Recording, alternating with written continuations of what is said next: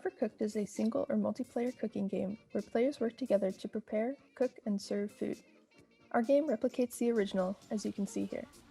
In our streamlined version, you have to grab the onion from the source on the left, then carry it to the cutting board and chop it. Next, a player carries the chopped onion and puts it into a pot. Once the pot cooks, you take the soup out of the pot and then place it on the turn-in spot on the right. If you don't take the soup off the stove fast enough, it will catch on fire, and then a player has to go grab the fire extinguisher on the left and put the fire out before the pot can be used again. Orders appear at the top, and players receive baseline points for each order and bonus points for filling them faster. The team tries to get as many points as they can before the time runs out. First, we will talk about the game logic, then the communications that support multiplayer mode, and finally the graphics that hold it all together. First, I'll talk about the game logic for this project. I divided the modules into 3 main tasks. The first is game logic that every player does. The second is main FPGA control, and the third is time remaining. Time remaining starts when the game begins, and it can also be paused. The players have 150 seconds to get as many points as possible before the game ends. The next module is the individual game logic module, which takes the local player button presses and converts these into the player's facing direction, location, and state, depending on how they interact with objects.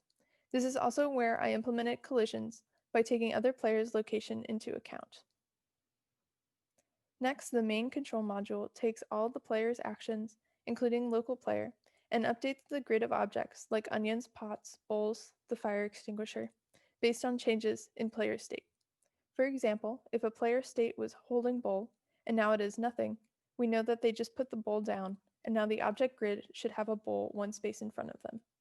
I included some handy helper modules that convert player pixel location to grid or check what object is in front of a player. Main control also checks the 2 turn-in spots for completed orders and adds points accordingly. It also updates the array of orders and time left to complete them before the team loses points.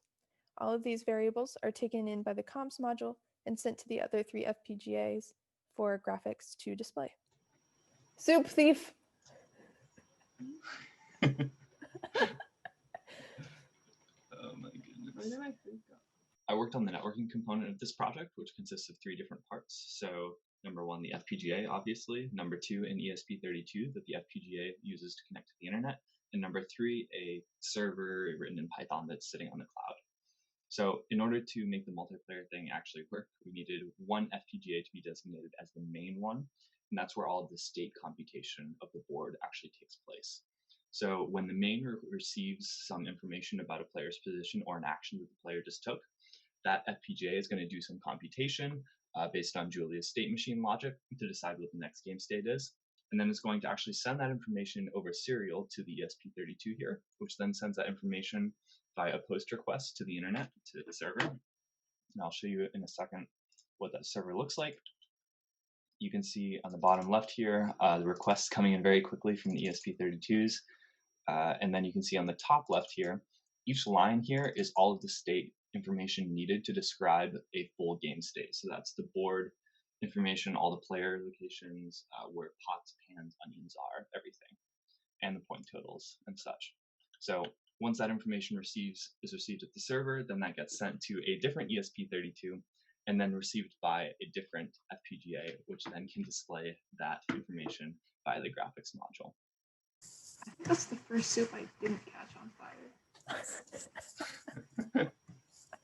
I was responsible for the graphics module, which is responsible for displaying the player sprites and the object sprites on the screen, as well as the score and time remaining on the hex display.